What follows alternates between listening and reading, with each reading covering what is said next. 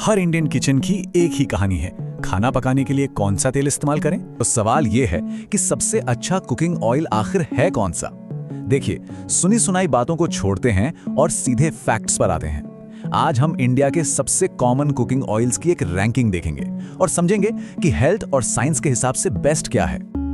तो हमारी लिस्ट में सबसे पहला नाम, या यूं कहें कि सबसे नीचे जो है वो है सोयाबीन ऑयल। बहुत कॉमन है, काफी सस्ता भी है और शायद इसीलिए बहुत ज्यादा इस्तेमाल भी होता है। अब यहाँ देखने वाली बात यह है कि इसके फायदे तो कम हैं, लेकिन नुकसान वो काफी सीरियस है। प्रॉब्लम है इसमें मौजूद ओमेगा 6 फैटी एसिड्स की बहुत ज्यादा मात्रा। देखिए, ओमेगा 6 शरीर के लिए जरूरी है, लेकिन जब ये जरूरत से ज्यादा हो जाए तो ये बॉडी में सूजन, जिसे हम इन्फ्लेमेशन कहते हैं, उसे बढ़ा सकता है। और यही वजह है कि कई रिसर्च इसे हार्मोनल दिक्कतों से भी जोड़कर देखती है। तो इस पर हमारा फैसला बिल्कुल सीधा और साफ है, इसे जितना हो सके अवॉइड करें तो बेहतर है। और इसीलिए हमारी रेटिंग है 10 में से सिर्फ 4। चलिए अब लिस्ट में एक पायदान ऊपर चलते हैं, है सनफ्लावर ऑयल यानी सूरजमुखी का तेल। ये भी एक बहुत ही पॉपुलर चॉइस है। अच्छा, सनफ्लावर ऑयल का एक प्लस पॉइंट है कि इसमें विटामिन ई काफी होता है, लेकिन सोयाबीन ऑयल की तरह ही इसमें भी ओमेगा 6 बहुत ज्यादा है। और जैसा कि हमने अभी बात की, ज्यादा ओमेगा 6 मतलब इन्फ्लेमेशन का खतरा। और ये प्रॉब्लम तब और बढ़ जाती है जब इस तेल को हाई हीट पर गर्म किया जाता है। तो सनफ्लावर ऑयल के लिए हमारी सलाह क्या है? यही कि इसे रोज नहीं, कभी कभार इस्तेमाल करें तो ठीक है। इसीलिए इसकी रेटिंग है 10 में से 5, मतलब एक एवरेज ऑप्शन।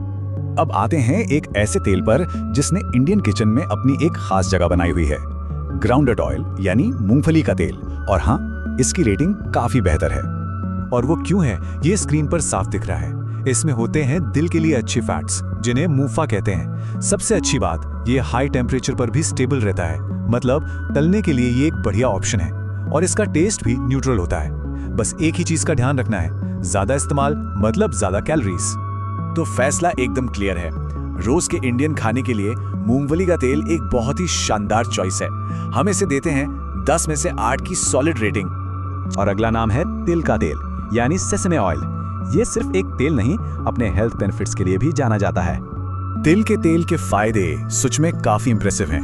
ये एंटीऑक्सीडेंट से भरा हुआ है, इन्फ्लेमेशन कम करने में मदद करता है और इसे गर्म करना भी सेफ है। हार्ट और डायबिटीज के मरीजों के लिए तो ये खास तौर पर फायदेमंद है।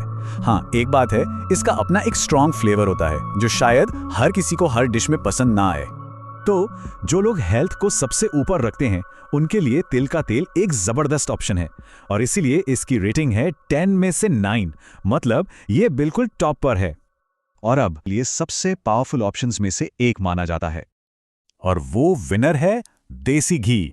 जी हाँ, ये सबसे ज्यादा हीट स्टेबल है, मतलब आप इसे तेज आंच पर पकाएं, इसके न्यूट्रिएंट्स खराब नहीं होते।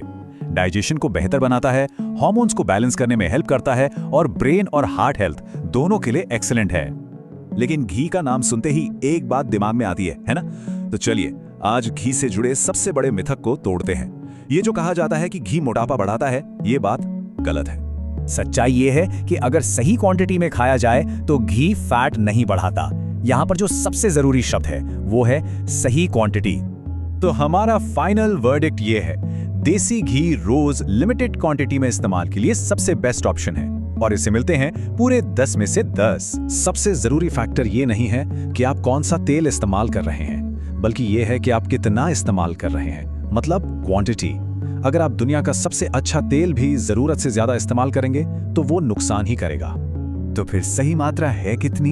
एक्सपर्ट्स की माने तो एक दिन में कुल 3 से 4 चम्मच फैट, जिसमें आपका तेल, घी सब आ गया, बस इतना काफी है। ये नंबर याद रखना बहुत जरूरी है। तो इस पूरी बातचीत का निचोड़ बस इस एक लाइन में है, सबसे अच्छा तेल असल में कोई एक तेल है ही नहीं। सही तेल का मतलब है सही इस्तेमाल और सही मात्रा का कॉम्बिनेशन। हर डिश के लिए और हर तरह की कुकिंग के लिए एक ही तेल बेस्ट नहीं हो सकता। तो अब जब ये रूल बिल्कुल क्लियर है, सवाल ये उठता है कि ये जानकारी किचन में हमारे खाना बनाने के तरीके को कैसे बदल सकती है। ये एक ऐसा सवाल है जिस पर हम सबको सोचने की जरूरत है।